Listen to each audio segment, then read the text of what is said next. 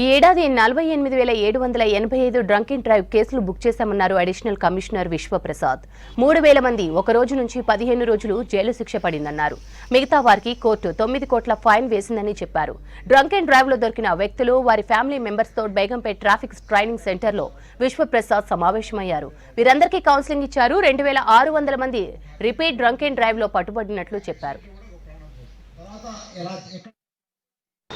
82% మంది two wheeler riders ఉన్నారు.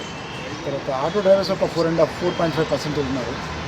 Especially car drivers వాళ్ళు ఒక 10.2% ఉన్నారు. సో వీళ్ళందరికీ కూడా 3,000 మంది జైలుకి వెళ్ళారు. ఒకరోజు నుంచి 16 ఉంది. Courts impose fine 9.5 lakhs 9.5 crores వరకు కూడా ఫైన్స్ కలెక్ట్ చేశారు. రిపీట్ వైలేటర్స్ ఉన్నారు. రెండోసారి తాగి దొరికిన వాళ్ళు కూడా ఒక సుమారు 2,600 మంది ఉన్నారు. సో ఇవన్నీ చూస్తే ఇది అలార్మింగ్ ట్రెండ్. అంటే మేము పోలీసు స్పెషల్ డ్రైవ్ చేస్తున్నాము, కోర్టు ముందు హాజరుపరుస్తున్నాము, జైలుకి వెళ్తున్నారు, డ్రైవింగ్ లైసెన్స్ సస్పెండ్ చేయడం జరుగుతుంది.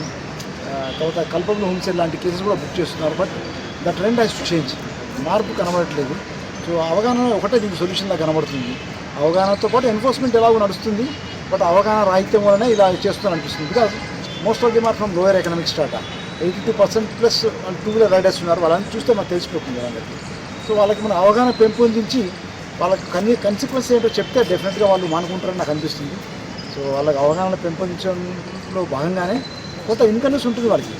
దొరికినప్పుడు వాహనం టెంపరీ సీజ్ చేయడం, తర్వాత నెక్స్ట్ డే కౌన్సిలింగ్ అటెండ్ అవ్వడం, తర్వాత కోర్టుకు వెళ్ళడము, ఫైన్ పే చేయడము, ఒక్కోసారి జైలుకి 200 MJ అండ్ ఎబో ఉంటే కోర్టుకు వెళ్ళడము, రెండోసారి వయలేషన్ చేస్తే దొరికితే జైలుకి వెళ్ళడం, ఇవన్నీ చాలా ఇబ్బందికరమైన పరిస్థితులు. అన్నిటికంటే ముఖ్యంగా ఎలాంటి తప్పు చేయని ఫ్యామిలీ మెంబర్స్ని ఇక్కడ కౌన్సిలింగ్ చేసి అటెండ్ అవ్వడం really you feel sorry for them. But తప్పదు. Some moral pressure, moral binding కోసమే వాళ్ళ ఫ్యామిలీ మెంబర్స్ పిలిపించడము. సో అట్లీస్ట్ టుమారో వాళ్ళు మళ్ళీ చేయరని ఒకసారి ఐ కెన్ అండర్స్టాండ్. రెండోసారి చేయొద్దు కదా, తెలుసుకోవాలి కదా. So that means you know regard for law of the land. రెండోసారి తాగినట్టు మూడోసారి తాగినట్టు దొరికితే that what does it mean? It is total utter disregard for